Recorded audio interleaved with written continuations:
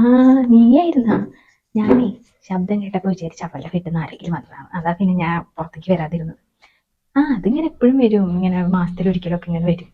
വരുമ്പോ എന്താ 2 കൊല പഴം അങ്ങനെ വീട്ടിലുണ്ടായ സാധനങ്ങൾ അങ്ങനെ എന്തെങ്കിലുമൊക്കെ ചെറുതായിട്ടൊക്കെ കൊണ്ടുവരികയൊക്കെ ചെയ്യും. ആരൊക്കെ ഇപ്പൊ അതൊക്കെ. മോളുടെ വീട്ടിൽ നിന്ന് വരാറുണ്ട്. മോളുടെ വീട്ടിൽ നിന്ന് 2 മാസത്തിലൊരിക്കലൊക്കെ വരും. വരുമ്പോ നിറയെ സാധനങ്ങൾ കൊണ്ടുവരും. എന്താണ് 1/2 കിലോ കേക്ക്, 1/2 കിലോ മിച്ചറ്, അങ്ങനെ നിറയെ സാധനങ്ങളായിട്ട് വരുള്ളൂ അവര്.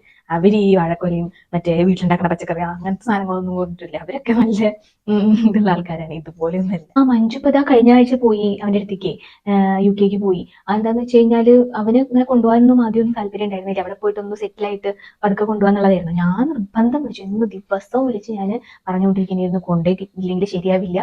ഇവിടെ കല്യാണം കഴിക്കുമ്പോൾ എന്താ പറഞ്ഞത്, എന്തായാലും കൊണ്ടുപോകുന്നല്ലേ പറഞ്ഞത്. പിന്നെ അവൻ അവിടെയും ഇവിടെ ഇവിടെ ആയിട്ട് നിന്നിട്ട് എന്താ കാര്യം. ഇവിടെ എന്ന് പറഞ്ഞു കഴിഞ്ഞാൽ അവിടെ അത്ര പ്രായമുള്ള അമ്മായിയും അയച്ചൊന്നുമല്ലല്ലോ. അവർക്ക് അവരുടെ കാര്യങ്ങളൊക്കെ ചെയ്യാൻ എപ്പോഴും പറ്റും. അപ്പൊ പിന്നെ ഇപ്പൊ ഇവിടെ നിൽക്കേണ്ട ആവശ്യമില്ല. എന്താ പിന്നെ കല്യാണം കഴിച്ചു കൊടുത്തത് ഇപ്പൊ അവരുടെ കാര്യം നോക്കാൻ വേണ്ടിയിട്ടാ? അല്ലല്ലോ, ഇവർക്ക് ഒരുമിച്ച് ജീവിക്കാൻ വേണ്ടിയിട്ടല്ലേ. അപ്പൊ പിന്നെ ഞാൻ അങ്ങോട്ട് നിർബന്ധിച്ചു, കൊണ്ടേ പറ്റുള്ളൂ അങ്ങോട്ട് പറഞ്ഞു.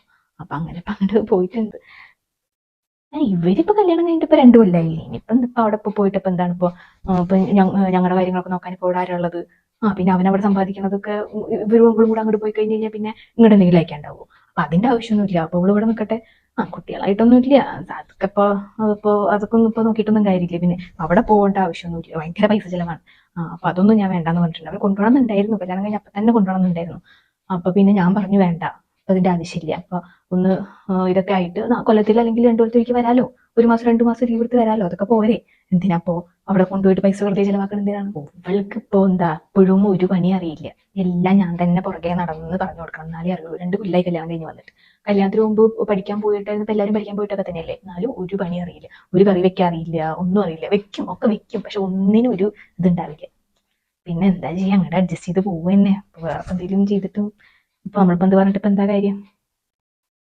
മോള് മോളേന് പിന്നെ ഉണ്ടല്ലോ, ഞാനേ ഒറ്റ മോളല്ലേ ഉണ്ട്. അടുക്കളയുടെ പരിസരത്തേക്ക് അടുപ്പിച്ചിട്ടില്ല. എന്താ പഠിക്കാൻ പോണ കുട്ടിയല്ലേ, പിന്നെ നന്നായിട്ട് പഠിക്കാനും ഉണ്ട്. പിന്നെ അടുക്കളയിൽ കയറിയിട്ട് ഇപ്പോൾ ഇതൊക്കെ വെച്ച് വിളമ്പി ഇതാക്കാനല്ലല്ലോ നമ്മൾ അവരെ വളർത്തിയിട്ട് കല്യാണം കഴിച്ചു കൊടുത്തുള്ളത്. അപ്പൊ പിന്നെ അവൾക്കൊന്നും അറിയുന്നില്ല. അതൊക്കെ പിന്നെ അവരുടെ വീട്ടിലെ അമ്മായിയമ്മക്ക് നല്ല ആരോഗ്യമുണ്ട്, നന്നായിട്ട് കറിയും സാധനങ്ങളൊക്കെ വെക്കുകയും ചെയ്യും. അവർക്ക് കുഴപ്പമൊന്നുമില്ല. അപ്പൊ അവരെന്നെയാണ് എല്ലാം ചെയ്യുക. അപ്പൊ അതുകൊണ്ട് അതൊന്നും ഒരു കുഴപ്പമില്ല.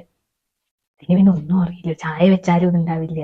രാവിലെ 5 മണിക്കൊക്കെ എണീറ്റിട്ടൊക്കെ എന്തൊക്കെയൊക്കെയോ ചെയ്യുന്നതാണ്. രാത്രി 10-11 മണിയൊക്കെ ആകുമ്പോഴൊക്കെ ആയിരിക്കും കിടക്കുന്നുണ്ടാവുക. അടുക്കളയിൽ അത് ഇത് എന്നൊക്കെ പറഞ്ഞിട്ട്. എന്നാലും ഒന്നിനൊരു വൃത്തിയില്ല, ഒന്നും വെച്ചാലും ടേസ്റ്റ് ഇല്ല. നമ്മുടെ ഇപ്പൊ ഒരു യോഗം, അല്ലാണ്ട് ഇപ്പൊ എന്താ പറയാ.